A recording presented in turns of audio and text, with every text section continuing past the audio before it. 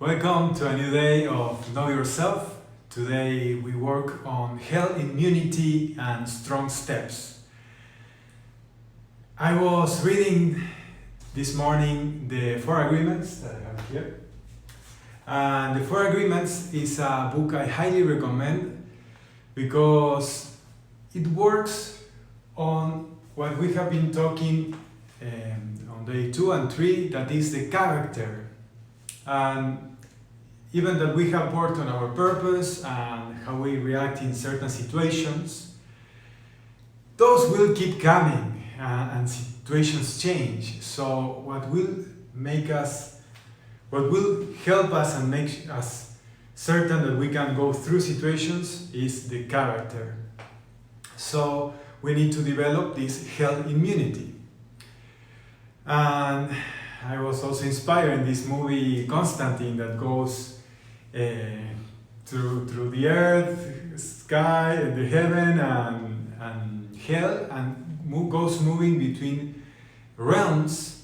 And I think that's the roller coaster of life. Sometimes we go into different realms or circumstances that we need to have resources to go through them. So I will start by declaring, as the Toltec in the book says, that hell is a state of being. We don't need to die to be in hell.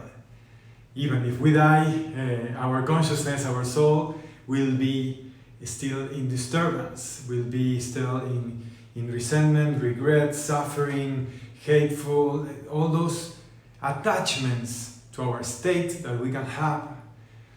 So we can work on being in peace, in heaven, in the now, and even after, as we were talking yesterday on transcendence, to rest in peace, to be in peace. So we manage our states. So it's a state of hell that we are being aware of. And this state of hell is caused by those fears that we do not know, those prisons that are invisible or have a big effect on us, and also the vulnerability that we may have towards the different triggers in life. This puts us in a state of fragility. You know, we have if we don't have this character developed, we have fragility towards any circumstances. Even we fall prey to whatever condition of life. So this victimhood, fragility, vulnerability, victimhood, feeling powerless towards reality. So there's an awareness that came in this book. I insist in reading it because it's short and very insightful, that talks about how people throw emotional venom and how everyone is in their own movie, and there's a chit-chatter, lots of voices talking and throwing each other's magic. So there's this condition that the world has that we are going through, and if we don't develop this immunity to emotional venom that can be thrown at us, or black magic, like spells, black magic spells that can be attached to us, we will have a hard time. So to solve this state of hell and gain immunity, we develop an antidote personality. And for that, we first, as the book recommends, is renew the agreements we have with ourselves, the agreeableness as well. If we agree to everything around, everybody has power over us. So we establish, this is part of the self-empowerment, we establish which agreements we are going to have. So the 4 agreements are an epic way of being, high standard. That's why I read it once a year at least. So I highly recommend those agreements to renewal the actual ones.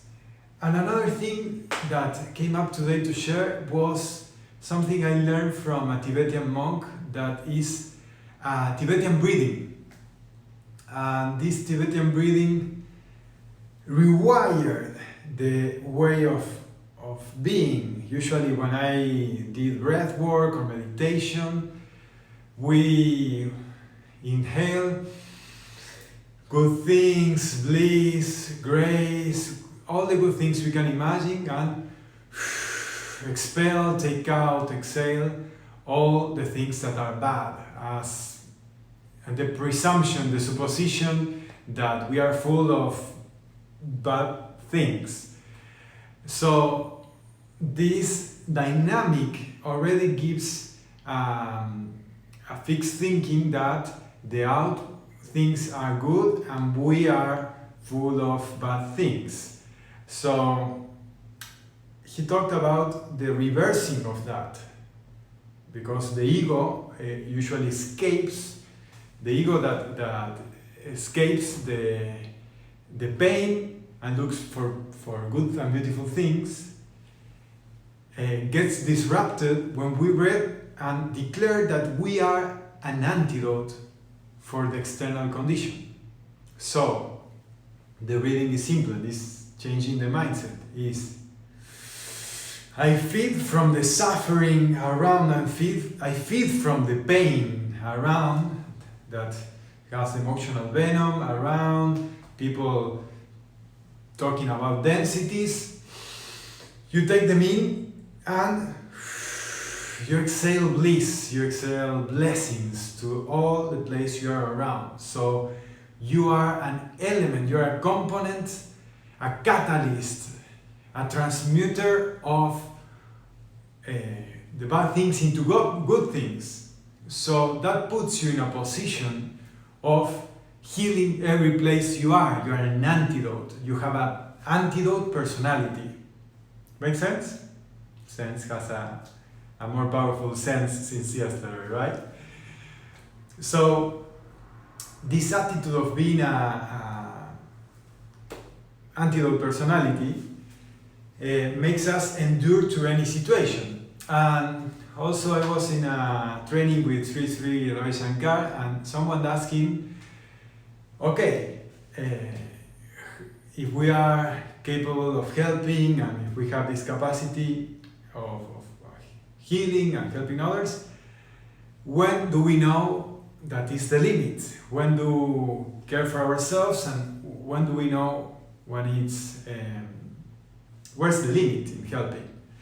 And he answered, it depends, it's up to your immunity. So that was a strong insight of, okay, how much immunity do I have towards the situations around?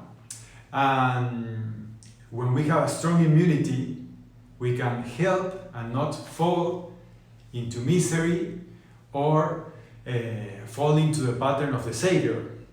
We work on that on the Merlin's training, on the traps of the ego, the roles of the ego when likes the drama plot, and one is being the savior. And to not fall into that, we can prevent it in having awareness of our immunity. Make sense? So we build up immunity and not taking those emotional venoms and black magic attachments. Okay, that's on the health state, the content. Now we're working on the actions for today to keep advancing in the strong steps. Here I have it. Okay, we worked on the problems of the world and our passions. From there, we can get our purposes. When we do the cross match, we can start diagramming our purpose. Now we are working on something that is stronger than a purpose. It's the massive transformational purpose. It's called by Stephen Kotler. And it's something bigger, something that you could invest your life. Yesterday we talked about transcendence, legacy. So now you can think of something big enough For example, Elon Musk's massive transformational purpose is making humanity an interplanetary species. That's huge.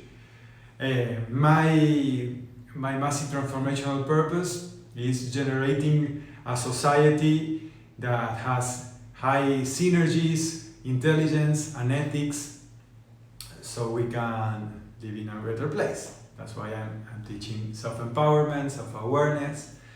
And then from that massive transformational purpose, we make hard goals, what he calls. It's like goals that are a little bit higher than we think that we can. It's usually 10-15% more than we think that we can or that we ever done. So right now I'm doing this channel and promoting and spreading, so I want to generate this impact towards that society. So what I do, now the next step, I'm giving the example of how I laid out, massive transformational purpose, high goal. Now we have daily goals that are our strong steps towards that.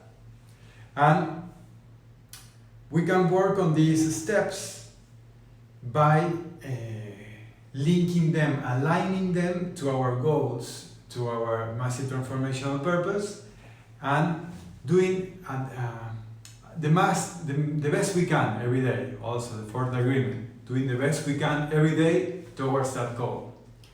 Because this massive transformational purpose will require greatness from us, and greatness requires all we have. So those are strong steps that we advance, and while we have these clear daily goals, we do a step more closer to this heaven that we're reaching instead of being in a state of hell, and we can rest in peace and knowing that our purpose is leading. Okay, that's the homework for today, and let me know in the comments how you are growing, what are you finding, if you have any trouble in meanwhile, and here I am. See you tomorrow.